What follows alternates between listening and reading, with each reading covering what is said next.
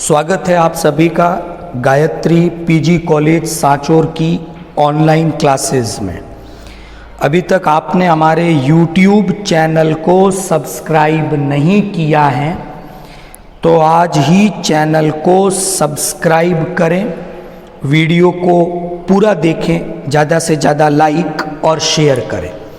Dear student, हम लोग BSc part second zoology के सेकंड पेपर डेवलपमेंटल बायोलॉजी परिवर्धन जैविकी के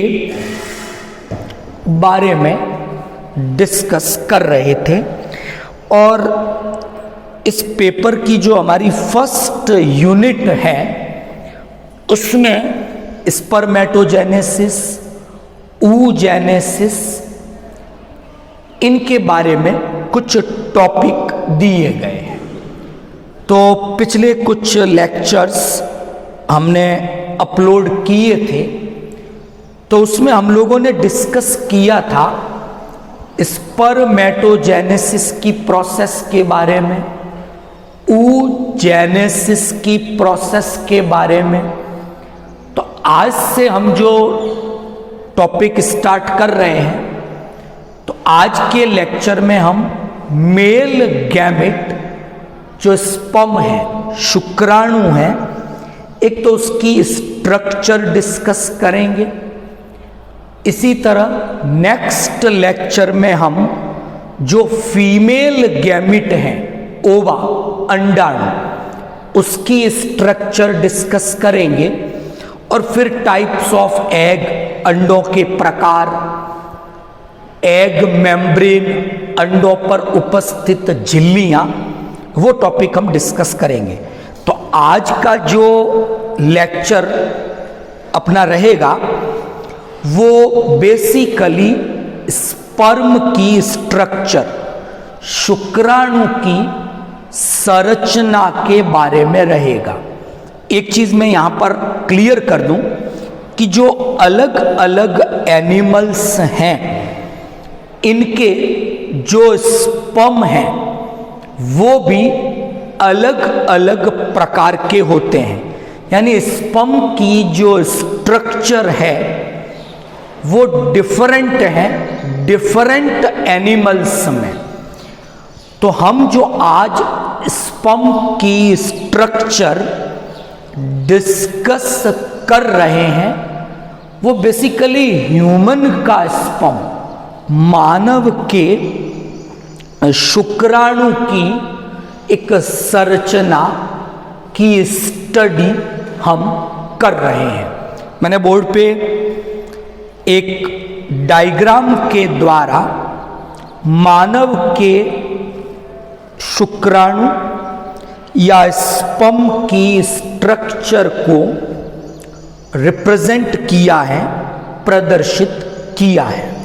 तो देखते हैं कि जो ह्यूमन स्पर्म है, मानव का जो शुक्राणु है, उसकी स्ट्रक्चर में हमें कौन से भाग दिखाई देते हैं, कौन सी महत्वपूर्ण संरचनाएं ह्यूमन के स्पर्म में प्रेजेंट हैं, उन स्ट्रक्चर्स के काम क्या है, इन पे आज हम डिस्कस करेंगे। तो डायग्राम आप देख पा रहे हो, समझते हैं इसको क्या कहना चाह रहा है डायग्राम हमारा। तो क्या देखते हैं हम कि ह्यूमन का जो स्पर्म है क्लियरली ये 4 पार्ट या ये 4 संरचनाएं हमें दिखती हैं। डायग्राम किसका है ये? हम जो आज डिस्कस कर रहे हैं वो मानव के शुक्राणु की संरचना का अध्ययन कर रहे हैं, ह्यूमन के स्पर्म की। ओके, क्लियर है? तो अगर हम ह्यूमन के स्पर्म को देखें तो हमें ये 4 संरचनाएं दिखती हैं। हेड, शीर्ष भाग, एक नेक, ग्रीवा है, बिल्कुल छोटा सा भाग है इस हेड और मिडल पीस के बीच में। तो फर्स्ट पार्ट हो गया हेड, सेकंड पार्ट हो गया नेक, थर्ड पार्ट हो गया मिडल पीस और फोर्थ पार्ट हो गया टेल। तो ये 4 भाग हैं, डायग्राम में ऑब्जर्व हो रहे हैं हमें। हेड, नेक, मिडल पीस, टेल। हिंदी में कहें, हेड को शीर्ष, नेक को ग्रीवा, मिडल पीस को मध्य खंड और टेल को पुच्छ भाग। तो 4 भाग दिख रहे हैं। अब इनमें से कौन से भाग में क्या महत्वपूर्ण संरचनाएं हैं वो 1 बाय 1 हम लोग डिस्कस करेंगे। शुरुआत करते हैं हम हेड से। तो अगर हम स्पर्म के हेड को देखें तो पहला भाग है स्पर्म का हेड वाला। हेड में क्या क्या होगा, नंबर 1, नंबर 2, तो 2 बातें मैं डिस्कस करूं। नंबर 1, स्पर्म का जो हेड है वहां पर होना चाहिए या होता है एक न्यूक्लियस, केंद्रक है। तो स्पर्म के हेड शीर्ष भाग में केंद्रक उपस्थित होता है।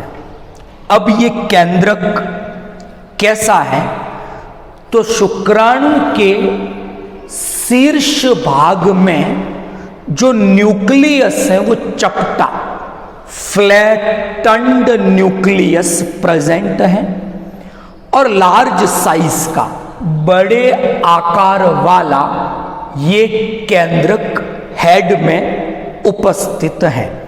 अब चेंजेस क्या हुआ था उस दिन हम शुक्र कायांतरण, स्पर्मियोजेनेसिस डिस्कस कर रहे थे।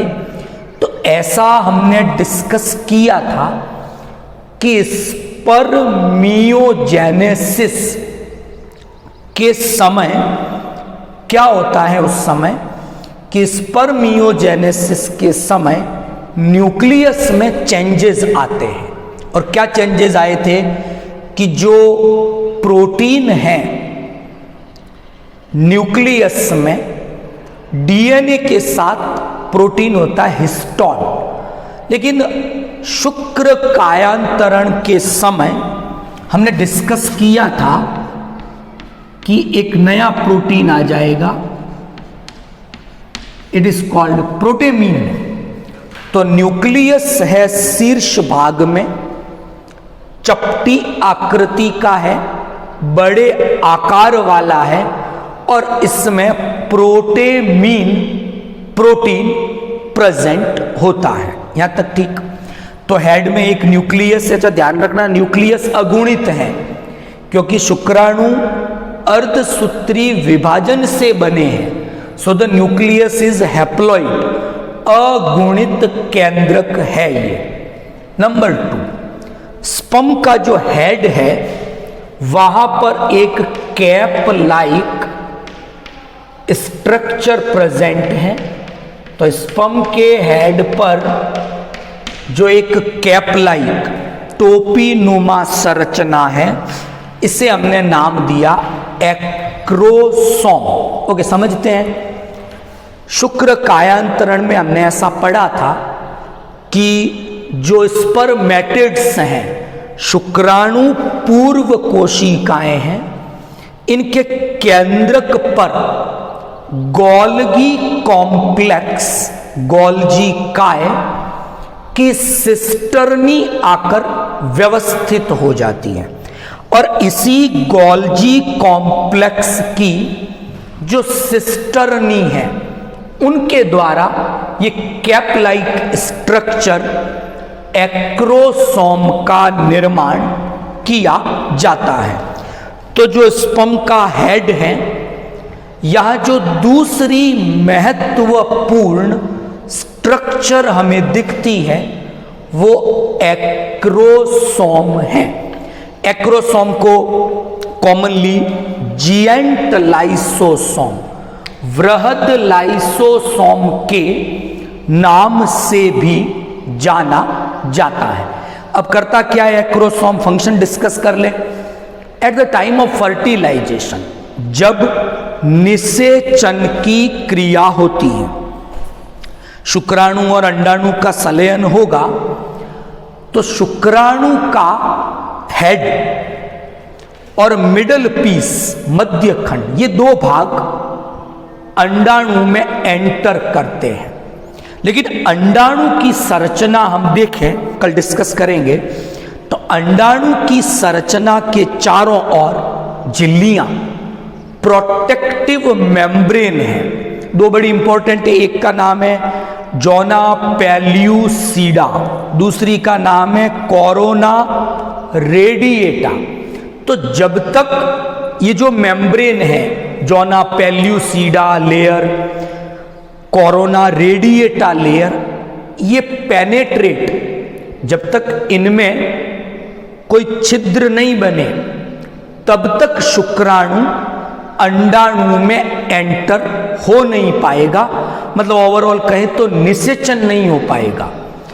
तो स्पर्म के पास ऐसी अरेंजमेंट हो, ऐसी व्यवस्था हो कि ये निषेचन के समय अंडाणु की इन लेयर, इन स्तरों में पेनेट्रेशन या भेदन कर पाए। ये काम एक्रोसोम का है। तो क्या करता है एक्रोसोम? एक्रोसोम कुछ प्रोटियोलाइटिक एंजाइम्स बनाता है, कुछ विघटनकारी एंजाइमों का स्त्रावण एक्रोसोम के द्वारा किया जाता है। एक्रोसोम के ये जो भी प्रोटियोलाइटिक एंजाइम हैं, ये स्पर्म लायसेंस कहलाते हैं। उसमें एक इंपॉर्टेंट एंजाइम कैथेप्सिन और दूसरा इंपॉर्टेंट एंजाइम हाई एल्यूरोनिडेज है। तो हाई एल्यूरोनिडेज, कैथेप्सिन, ये निषेचन के समय अंडाणु के चारों ओर जो परतें, लेयर्स हैं, उन्हें पेनेट्रेट करने में मदद करता है। तो न्यूक्लियस और एक्रोसोम, ये दो स्ट्रक्चर जो स्पर्म की है, वो स्पर्म के हेड शीर्ष भाग में उपस्थित होती हैं। Is it clear? तो स्पर्म का हेड जो पहला भाग है, वहां हमने दो संरचनाओं के बारे में डिस्कस किया।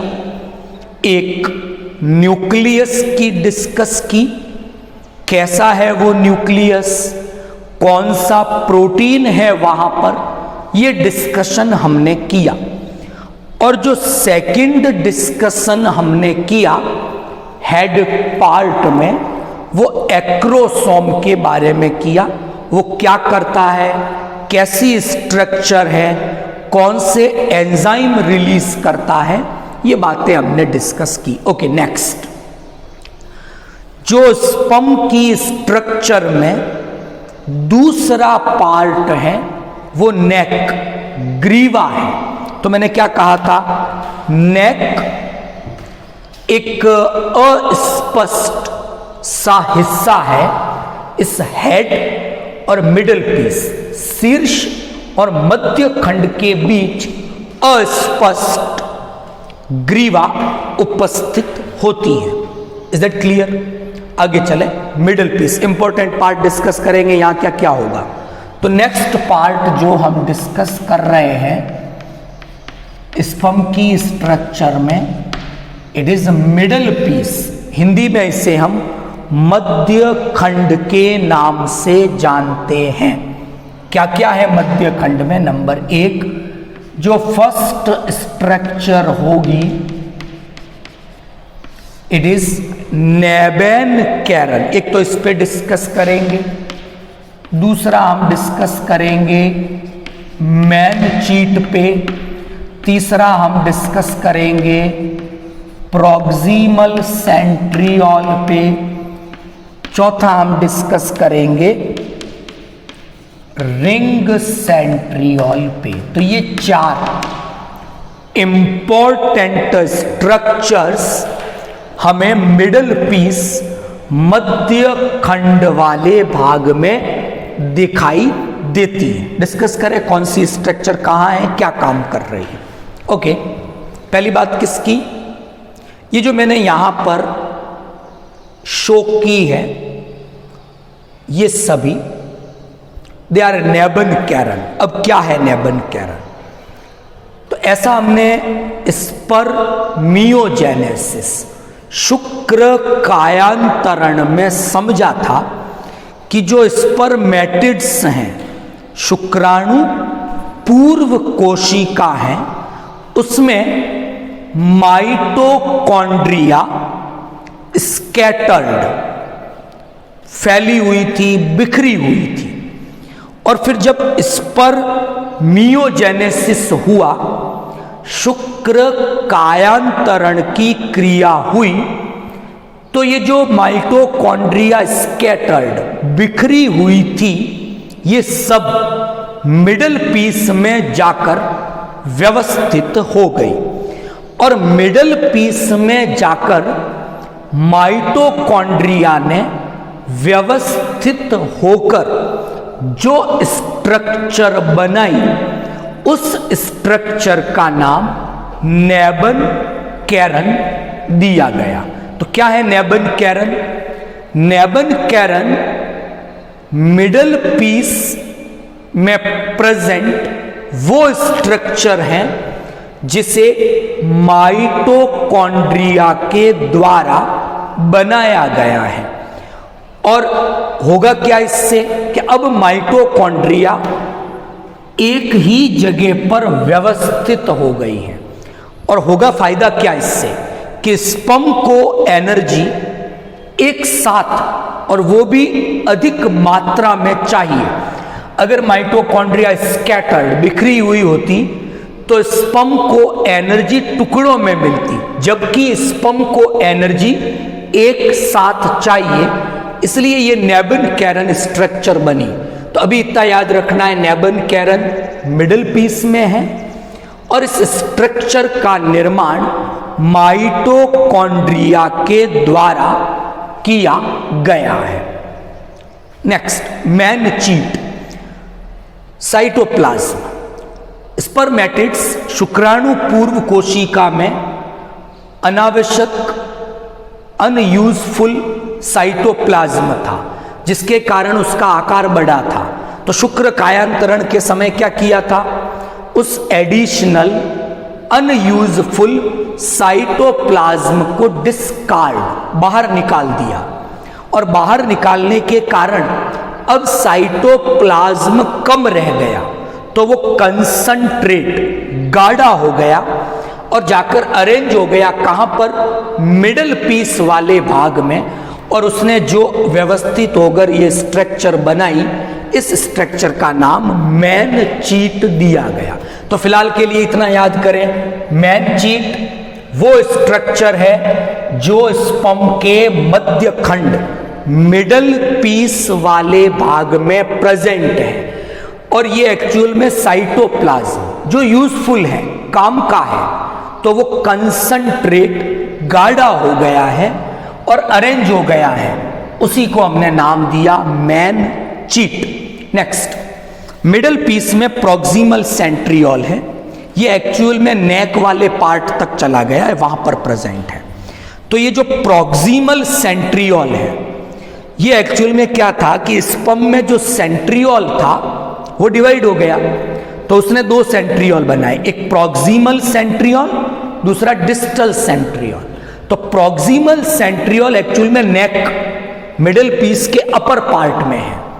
ये प्रॉक्सिमल सेंट्रियोल 2 काम करेगा, डिस्कस करें सिंपली। फर्स्ट फंक्शन क्या है कि जब स्पर्म ओवा में एंटर करता है तो एक तो उसका हेड और एक उसका मिडल पीस वाला भाग उसमें एंटर करता है, टेल एंटर नहीं करती है। तो प्रॉक्सिमल सेंट्रियोल ओवा में एंटर हुआ और ये एंटर होने के बाद एस्कॉर्ट करना, दिशा बताना, पथ बताना, किसको? कि स्पर्म के न्यूक्लियस को, उसे हम प्रोन्यूक्लियस कहेंगे, प्राक केंद्रक। तो स्पर्म के न्यूक्लियस को ओवा के न्यूक्लियस तक पहुंचाना है, ओवा के प्रोन्यूक्लियस तक। तो स्पर्म का प्रोन्यूक्लियस ओवा के प्रोन्यूक्लियस तक पहुंचे, और ये पहुंचाने का काम या जो पथ निर्धारण का काम किया जाता है इस प्रॉक्सिमल सेंट्रियोल के द्वारा। ये एक काम है इसका। तो प्रॉक्सिमल सेंट्रियोल एस्कॉर्ट ये पथ बताने का काम करता है। दूसरा काम कि जब निषेचन हो गया, युग्मनज जाइगोट बन गया, तो उसके बाद क्लीवेज, विदलन की क्रिया होती है, उसके बारे में भी हम डिटेल डिस्कस करेंगे। तो विदलन के समय जो एक mitotic apparatus, spindle apparatus, Hindi में जिसे आप लोग तर्कु उपकरण के नाम से जानते हैं, जो गुणसूत्रों के पृथक्करण में मदद करता है, उस तर्कु उपकरण का निर्माण इसी प्रॉक्सिमल सेंट्रियोल के द्वारा किया जाता है। तो ये संरचना भी स्पर्म में उपस्थित है। फोर्थ स्ट्रक्चर जो मिडल पीस में है वो है रिंग सेंट्रियोल। इसे हम जैनसन वलय इस नाम से भी जानते हैं, मिडल पीस में प्रेजेंट है। काम है इसका, अभी एग्जैक्ट फंक्शन तो नहीं कह सकते ये है, लेकिन अधिकांश वैज्ञानिकों का ऐसा मानना है कि जो रिंग सेंट्रियोल है आपका स्पर्म का, वो क्या करता है, माइटोकॉन्ड्रिया को जो कहाँ प्रेजेंट है, मिडल पीस में, उनको रोकता है कहाँ जाने से, टेल में। क्योंकि निषेचन के समय टेल तो एंटर करेगी नहीं ओवा में, और माइटोकॉन्ड्रिया तो चाहिए एनर्जी के लिए, इसलिए वो टेल में नहीं चले जाए, ये रोकना, ये काम माना जाता है रिंग सेंट्रियोल का, जैनसन वलय का। इसके अलावा मिडल पीस में एक परफोरेटोरियम ये भी प्रेजेंट है, जहां कैल्शियम आयन स्टोर रहते हैं, संचित रहते हैं। काम ये है कि एक प्रोसेस होगी कैपेसिटेशन, जिसे हम योग्यता अर्जन कहते हैं। शुक्राणु योनि मार्ग में गमन करता हुआ जब फैलोपियन नलिका में पहुंचेगा, तो उसमें ये क्षमता आएगी, कैपेसिटी आएगी कि वो ओवा को फर्टिलाइज कर सके। उसमें कैल्शियम आयन का इंपॉर्टेंट रोल है, और वो इस मिडल पीस में परफोरेटोरियम में प्रेजेंट होते हैं। लास्ट जो पार्ट है स्पर्म की स्ट्रक्चर में, इट इज टेल, पूंछ। पूंछ का निर्माण डिस्टल सेंट्रियोल करता है। अभी मैंने डिस्कस किया था स्पर्म का जो सेंट्रियोल है वो दो भागों में बट गया, प्रॉक्सिमल, डिस्टल। तो डिस्टल सेंट्रियोल ने टेल बनाई। टेल माइक्रोट्यूब्यूल से बनी हुई है। आपने फर्स्ट ईयर में सेंट्रियोल, सीलिया, फ्लैजिला की स्ट्रक्चर देखी हो, तो जैसे वो माइक्रोट्यूब्यूलर स्ट्रक्चर है, वैसे ही माइक्रोट्यूब्यूल से बनी हुई स्ट्रक्चर टेल है। टेल में माइक्रोट्यूब्यूल्स का अरेंजमेंट 9+2 का, 9 पेरिफेरल परिधि में है, 2 सेंट्रल केंद्र में माइक्रोट्यूब्यूल होते हैं। माइक्रोट्यूब्यूल मूवमेंट, लोकोमोशन, स्विमिंग ऐसी प्रोसेस में इन्वॉल्व होती हैं। तो आज हमने डिस्कस किया ह्यूमन के स्पर्म की स्ट्रक्चर के बारे में। क्लियर? तो आज का टॉपिक इजीली आपको समझ में आया होगा। तो यहां से हम क्या देखते हैं कि ह्यूमन का जो स्पर्म है वो फ्लैजिलेटेड है, एक फ्लैजिला या एक टेल लाइक स्ट्रक्चर उसमें प्रेजेंट होती है। कल हम डिस्कस करेंगे डिफरेंट टाइप के स्पर्म्स। अलग अलग एनिमल के स्पर्म भी डिफरेंट होते हैं। कुछ में फ्लैजिला है ही नहीं, कुछ ऐसे भी हैं जिनमें फ्लैजिला एक से ज़्यादा हैं। तो ऐसे कुछ डिफरेंट टाइप के स्पर्म जो स्ट्रक्चर में डिफरेंट हैं, उनके बारे में एक छोटा सा डिस्कशन करेंगे। और साथ में कल ही मैं ये डिस्कस कर लूँगा कि जो मेल इनफर्टिलिटी है, नर बंधीयता, वो 3 कारणों से होती हैं।